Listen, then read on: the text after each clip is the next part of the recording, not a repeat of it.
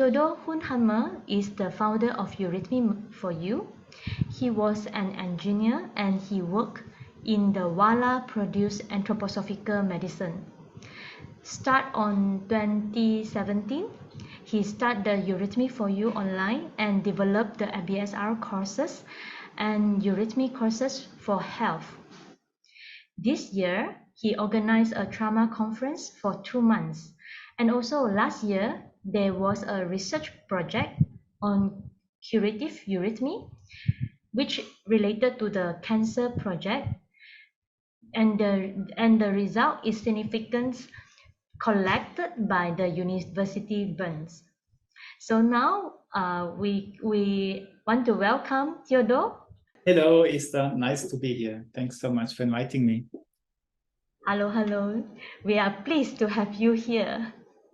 So could you tell us a little bit about this research project and what shall we do and what is this about everything and what is our roles? Yeah, first of all, I want to thank you and also your sister Esther for taking up this role of trying to bring this project to life together with many others. And I also want to thank you, Kelly and Samantha from the Kongsi Academy, who also feel connected to this impulse. And yeah, I'm a eurythmy therapist working for many, many years now with this special kind of therapy where you do seemingly simple movement outwardly, but I always say inwardly you are moving mountains and you notice it after you have been doing it. This is one background which we use for this project.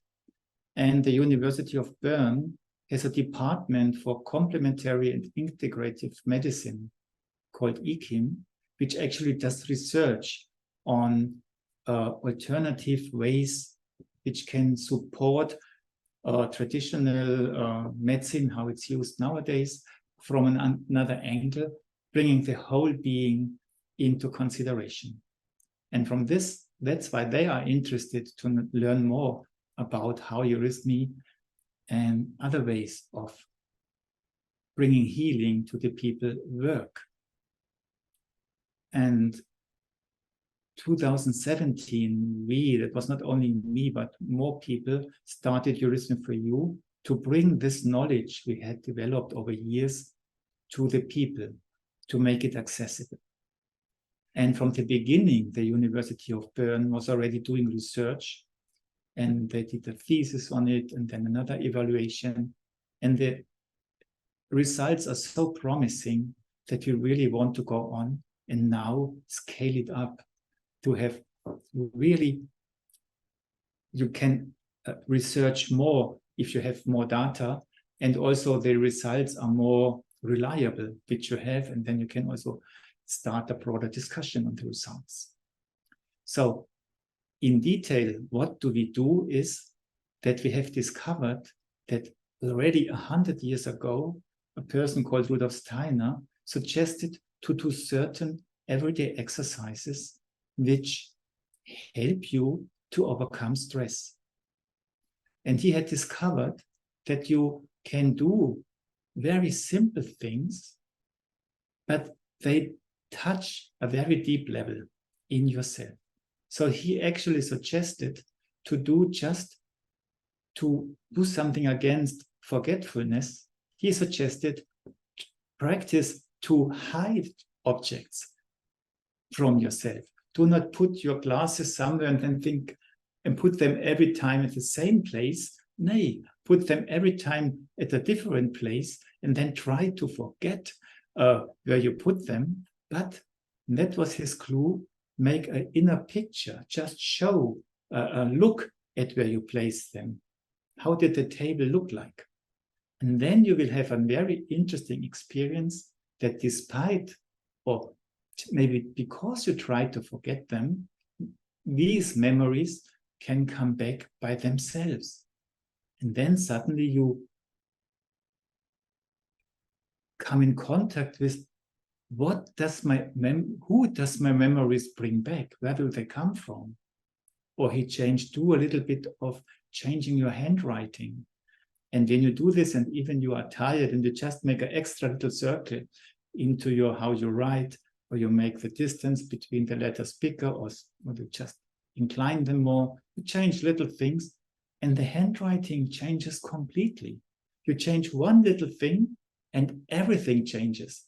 And again, you are surprised. Where does this come from? Or another week, you just forbid yourself or refrain from little wishes. And I do not drink the coffee now, or my cup of tea. I wait for half an hour. And then you observe this inner dialogue, and you would expect, oh, why do I not get my coffee?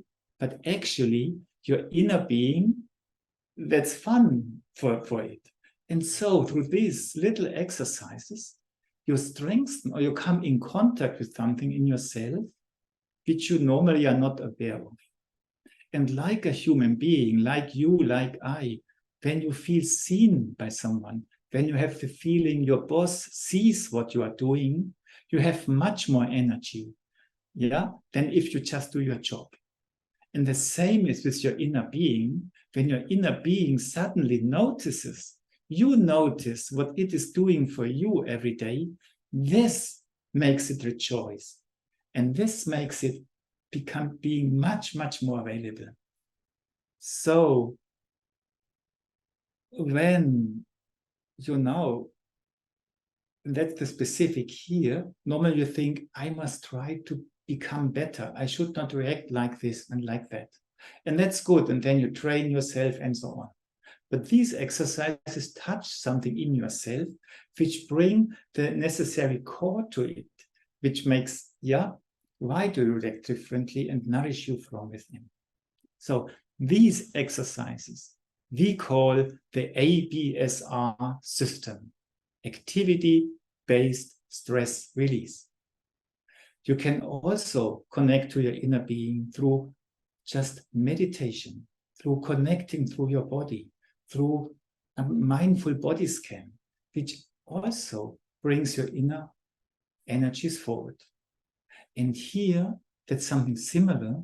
We try to do these things with little activities. What I told you, I hide objects from myself. I change a little bit of my handwriting. I think some things in the reverse order, differently as I do it normally. And these things do not take time. I just do them during my everyday life. And that's why we call it activity-based stress release. Why stress release? When we human beings, we have much more energy than we often think. We just do not have them available. And stress comes about when you are confronted with what you have to do, and it's more than you feel able to do, and many things at the same time, you just don't know how to deal with it. But you have something in yourself which would know how to do it, how to play with it, how to become a ping pong player with what's going on, or how to decide, find your priorities, not with your head, but from the heart. So when you get this in connection to your inner elasticity, your inner joy of life, I would say, then this would reduces the stress, and you become able to either decide what you do, or to react differently, or to digest things differently, not taking them so personal as one sometimes does. Activity-based stress release.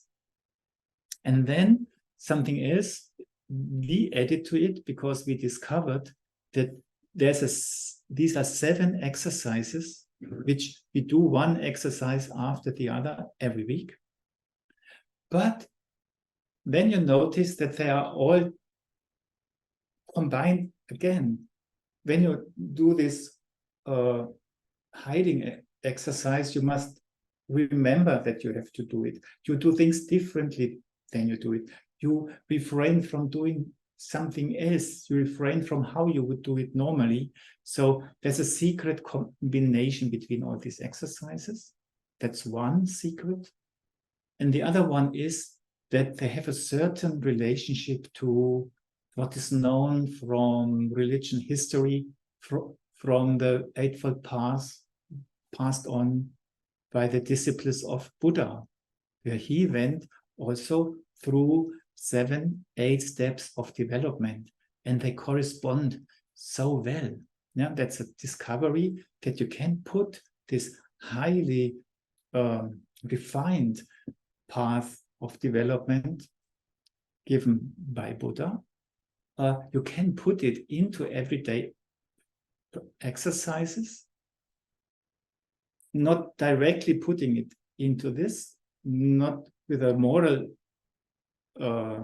challenge, but just you do something and it touches this development. You just develop in this direction.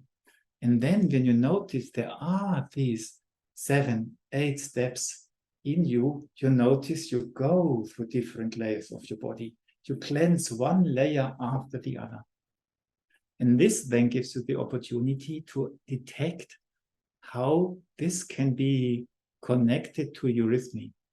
Eurythmy is a movement which systematically approaches different force fields in our body. And these exercises are simple, but again, you can use them, and then they deepen the everyday exercises. They make you more conscious of what you are doing, and it's playful. And it's connecting you with your body. And that's the third element of stress release, that somehow when you're really tired, you want to sit in a sofa, on a couch to relax.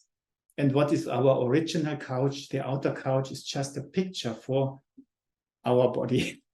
I just want to sit in my couch, in my body, relax in my body, and from there get the energy. And that's then was the third step in this elements somehow eurythmy can do for us. That's the ABSR, activity-based stress release model we want to promote. Theodore, I have a question. So I think I like just now you mentioned the eurythmy is inwardly you can move mountains. That's really a very nice picture. One question: how is ABSR different from the other mindfulness practices or meditation practices? Yeah, I think we are very close to the mindfulness practices others also do. Eurythmy and also ABSR does not want to be anything else than the mindful way of practicing. Yeah. When we look at eurythmy first, then the specific thing of eurythmy maybe is that you try not to move your arms and your body the way you have it in your head. Yeah. I want to stretch my arm, I want to this, but you try to come to a point that you move through perception. You feel your arms in a way that your arm perceives your thought and your arm stretches and not I stretch my arm. And that's a little bit something which supports you on the way of developing what wants to happen and not what do I think what wants to happen. So I have a concept in my mind. I want to open my arms and say hello, yeah? But I'm not just opening it up, but I feel how does it want to open up? And I have in mind, I want to open my arms. I want to do an arm for a specific reason, because that's the theme of the week of the forgetfulness exercises, yeah? But then I feel into my body that in a current comes about, which stretches my arm. And then even I notice something coming back towards me, and that opening up is not just losing myself, but it's receiving. Huh? We so often open up and give and forget that something comes back. And that's not about I pull something back, but it's about I have to notice what comes back. Because often things come back and I just don't notice it. And from this comes nourishment. And this simple exercise is something, a picture, what we do when we hide exercises. There we put something somewhere, we open, we make ourselves open to maybe the experience, I will not find it again. And then I look, and I do not pull the picture in, I only look, where did I put it, and let what I see do its job. So I do not try to imprint memory in myself. I learn to trust into perception. And this actually will support that it can come back by itself. So it's a mindfulness which is very much related to body perception, to openness, but it's not only openness, it carries an idea. It's a mindfulness about, I want to practice something with memory today. I want to practice something connected to life forces today. I want to practice something connected to consciousness today. I want to practice something connected to decision-making with the heart and not with the head today. And all these are mindfulness practices following the same path which is behind every mindfulness practice. Thank you, Theodore. So is the other question, I guess it's very clear now. For this particular program, right? So meaning that it's a combination of these 7 practices and also the eurythmy. Is that right? Yes, if I understood you right, that's the specific of the ABSR exercises is the 7-foldness, which touches 7 layers. Every layer plays into the other in combination with eurythmy, which makes that it is supported from out the body, what we are doing. And can you say in some maybe very layman term, right, for someone who is new to eurythmy, what is eurythmy? Eurythmy is nothing special. I like to say everybody is a eurythmist, but because we consist from eurythmy. Yeah, and eurythmy is a word which has been somehow developed in Europe from the Greeks. It's a Greek word, eurythmia, eurythmy, and it somehow has 2 syllables. That means oi from eurythmy stands for, often it's translated as beauty, as harmony, but in a deeper meaning, it means the secret of the human being. When you feel something which is not just beautiful, but carries a secret, which touches you in yourself, in your depths, then the Greeks said, that's oi. Yeah, and so it was also in architecture in the Middle Ages in Europe. Architects spoke about this building is beautiful, this building has harmony, and then they said this building has eurythmy, when it carried more than harmony in it. And the dancers in Europe, which were looking for new forms of dancing in the early 19th, so in the early 20th century, they called what they were looking for already eurythmy. And when you read what they wrote, then they said, we do not only want to express ourselves in our dancing, we want to integrate the cosmic forces in our dance. These, for example, Laban was one of these people. They called it eurythmy. And at that time, it was also, that was exactly the time when also in anthroposophy, what Steiner brought, suddenly Marty Steiner, that's eurythmy. That's what everybody is looking for. Yeah. And the specific in Steiner was that he said, the cosmic forces, they don't only live outside, we also carry them in us. So eurythmy wants to bring these forces, yeah, to birth from within, yeah. And then you have a system of movements. When you look at it, we somehow categorize it through the system of language. We say that's an R, that's an A, that's an E, because when you then notice it, that language is not just something people have invented. There was not a professor sitting on a table 20,000 years ago thinking, how could we do language? Yeah, and just that. But they used forces, and they discovered we have a force system of stretching us. We have a force system which can us round. We have a force system which we can make us smaller. And then you use it for saying ooh, or just use it for saying e. So we just use the names of letters to point at different force systems which we carry in our body. Thank you. Okay, I think this is you painted a very, very nice picture about this possibility of connecting to ourselves, I guess. Yeah. And I saw there are some questions in the chat room.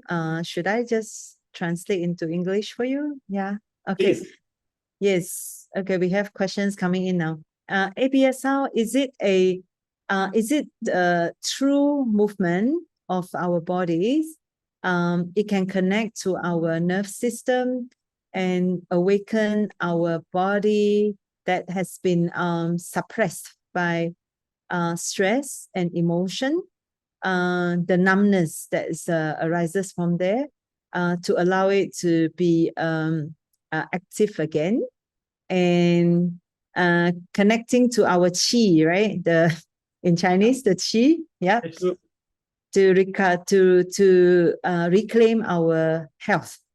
Sure, it's all about qi, and in anthroposophy or in all kinds of where you look deep at the human being, you somehow, and in your everyday experience, you discriminate between somehow a sort of upper system and a sort of lower system which live in you. And when you speak about the upper system, you carry something in you which says, I should do this, I must do that, I have to do this. Not only from, this can also be from higher, very high respects. Just you carry something in it and you feel responsible for what you want to bring, and then you try to bring it the best way you can. And after a while, you do it and you try and you get exhausted and tired. Despite of you really try to bring very worthwhile things. And then somehow, the Steiner pointed at this, that we have to learn to let go. We carry something very high in us, but when we just try to do it, we only do it the way I understand, I interpret my own impulses. And what I have to learn, I have to let go. That feels for this system a little bit like dying. Yeah, but then you will realize, when you really let go, it can happen that your own impulse is born from within. And when you go with this, you can work and work and work, and and then you say, oh, now I want to make a break. Or you go on and you feel the energy is coming with it, because now it's not interpretation of what you want to do, it's really you who is in action. Yeah. And then you notice back to Qi, that the Qi, the life forces, then carry it. Yeah. When you work from above, you force your life forces to move your arm, to go to work, to bring you there.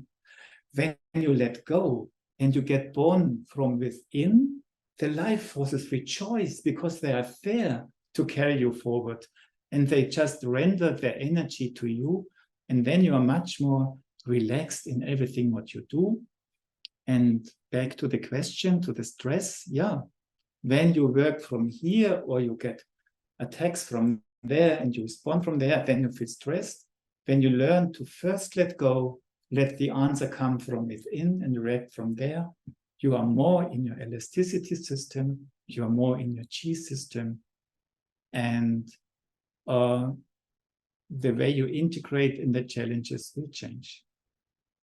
So that means ABSR, this particular practice, and especially for this research, is for everyone.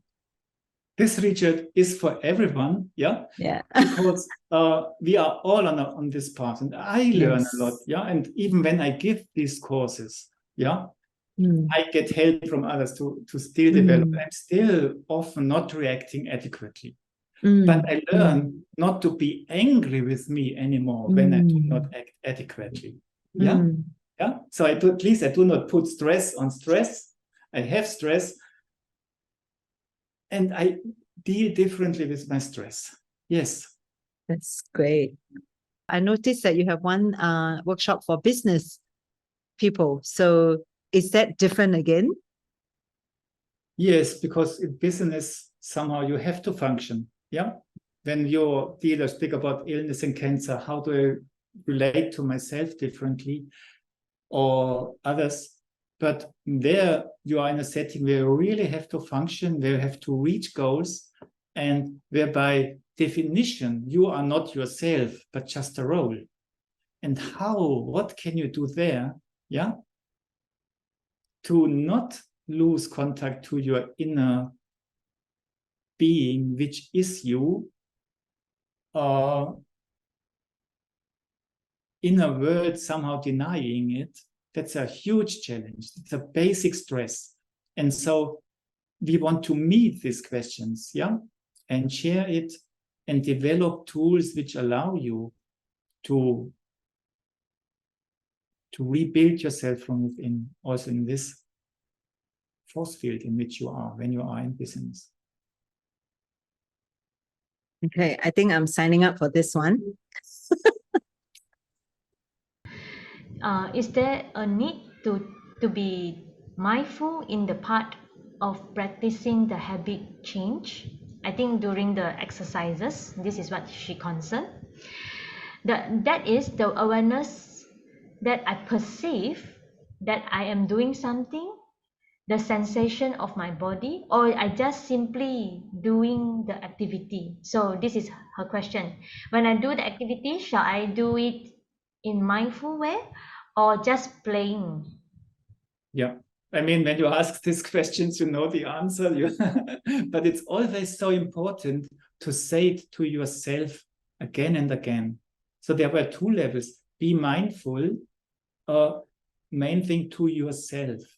So do not force yourself to anything. So when we say do the exercise of changing habits, sit differently on a chair, yeah, use the other hand to brush your teeth.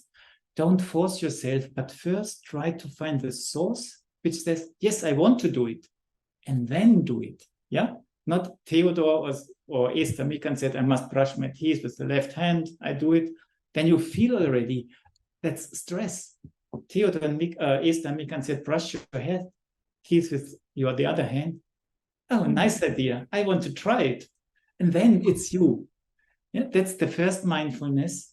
And then the other one you have already said, don't do the movement as they are shown, make them your journey of discovery. So do not copy what is shown, but what is shown is a suggestion, what you do, and then discover yourself. Make it a journey of discovery, because when you just copy, you again lose yourself in the person who shows it, like me in the video. So, and if you only take it as a suggestion and experiment with it, the same thing becomes a journey towards yourself. This is what I call mindfulness. Yeah, thank you very much. I think this question will benefit a lot of us who are here. And one thing, the whole thing, we have a sequence of 7 exercises and they touch different layers. And in a way, you can also say they touch deeper layers. Yeah. Also, when you do the last exercises, or refrain from little wishes, or decide with your heart, don't be critical. It's also about developing humor, generosity, and equanimity in yourself. Yeah. So be also generous towards yourself. This is something we have to learn. Have humor about yourself. Yeah. These are the forces which make us able to cope with stress. Thank you very much, Theodore. We are so happy we gain your trust.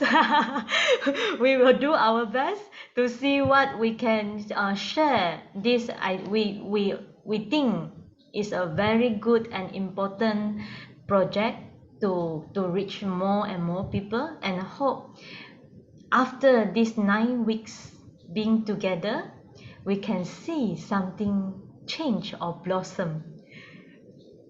Yeah, so thank you very much, Theodore. And also, Kelly and Samantha, do you have anything to add on? Or come. We need 1,000 people to sign up for this research so that it will become meaningful. So hopefully everyone here, the 220 plus people in this Zoom will be the ambassador for, to invite people in your community, in your circles. So more people will be benefited already from this research. And I do hope that, Esther and Mikan can carry on the work after this research period in this part of the world. And thank you so much once again, Theodore, for bringing this beautiful, beautiful program to this to our part of the world. Yeah. And let's wish us, 1,000 people or more than 1,000 people on board. I mean, Eurythmy for You has the goal to reach 1 million people in the end. It sounds funny, but when you think that eurythmy is just what we all carry in us, then we just want that people discover what we carry in us. Yeah. So, and growing towards this number is beautiful because it means we become a community. Yeah. And we start feeling what it is about. And being a number of this size will allow that the research can go discover deeper layers. Yeah. If you have a small group, you can also discover a lot. But when you have many, you can start researching the differences. And that's what would be a next step. That these programs work, we know. Yeah. And now we would like to go into researching differences and also the style. Each course leader does it a little bit different. How does this affect the outcome maybe? And then you suddenly discover, no, it doesn't have an effect. The program itself does it. And all these things we can research much better when we are many. But we are so much looking forward and so grateful that to have your support. Yeah, I think that's the most important for us because it shows we can bring something which is of relevance.